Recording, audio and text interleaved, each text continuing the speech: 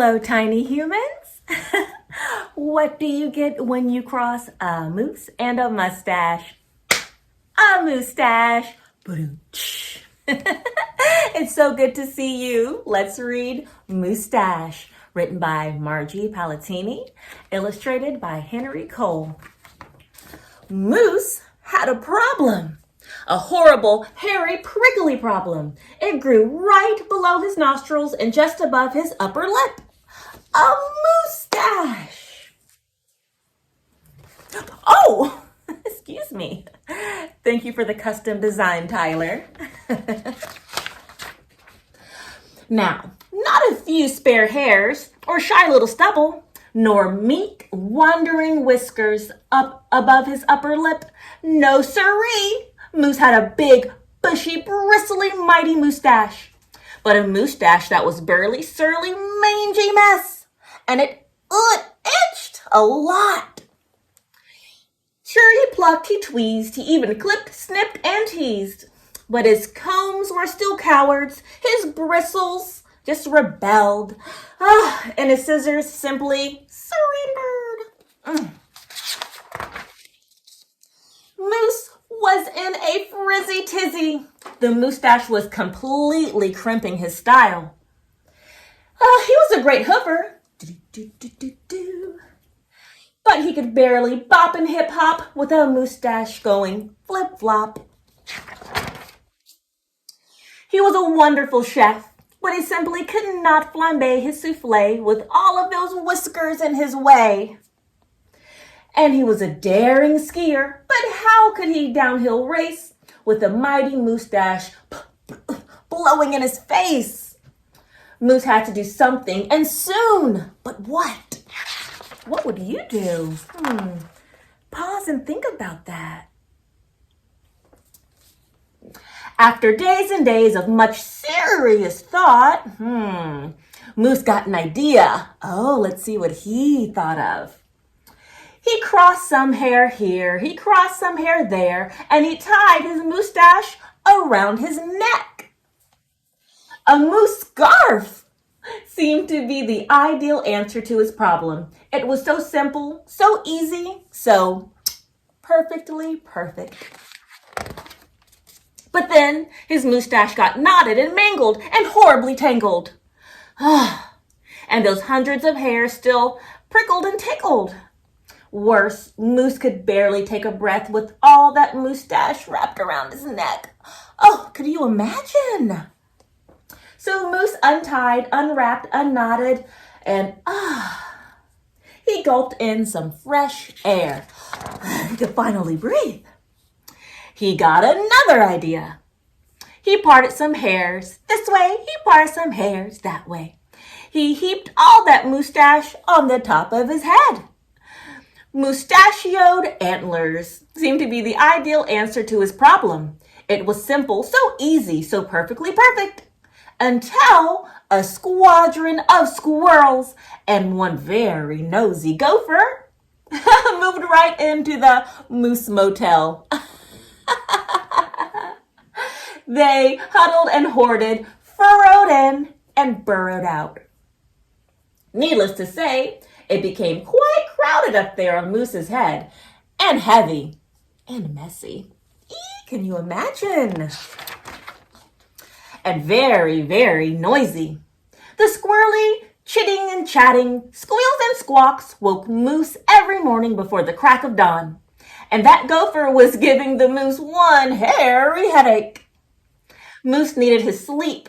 He needed his rest. He needed his privacy. Mustachioed antlers, nuts, said Moose.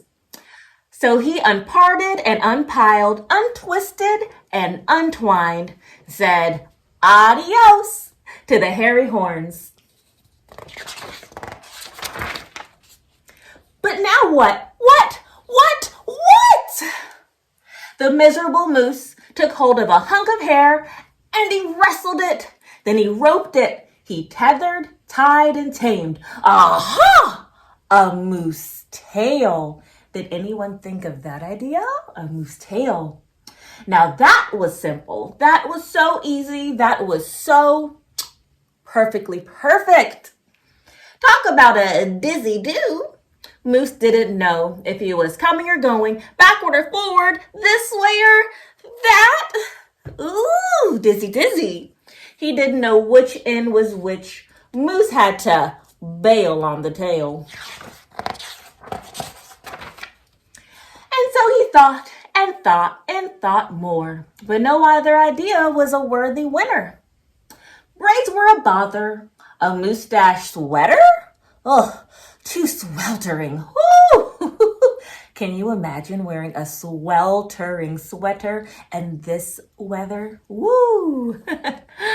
Net? Not. Poor Moose, his problem was truly terrible, unbearable, and downright sad. He felt so alone, he didn't know what else to do. Everybody say, poor Moose. All right, when I say 1, 2, 3, I want you to tell Moose your most top idea of what you would do. 1, 2, 3. Oh, that was a good one. Let's see if he heard you. Then call it fate, call it destiny. It was probably just luck. One day, Moose tripped on his mustache and just had no time to duck. Oomph! Pardon me, they both said as they bumped. Then they blinked and they stared. And their hearts went thump, thump. She was a moose with a bouffant so bodacious and outrageous. Well, it was just plain old big. Hair after hair piled higher than high. A skyscraping dew of glorious curls. A tower of swirling twists and twirls. She was simply splendid, stupendous, absolutely superb. Of course, Moose had to ask how and what she did to get such a great do. Miss Moose winked and she whispered, just a little clue. So she helped he fearlessly plunge a hoof into a fat pot of white, gooey goop.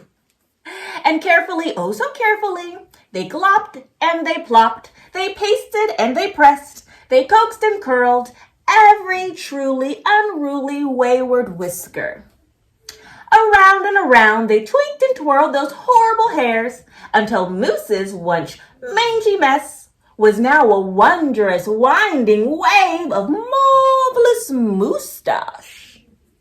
Moose gazed in the mirror and smiled a broad, moosey smile. He was so happy, so glad, so giddy with glee.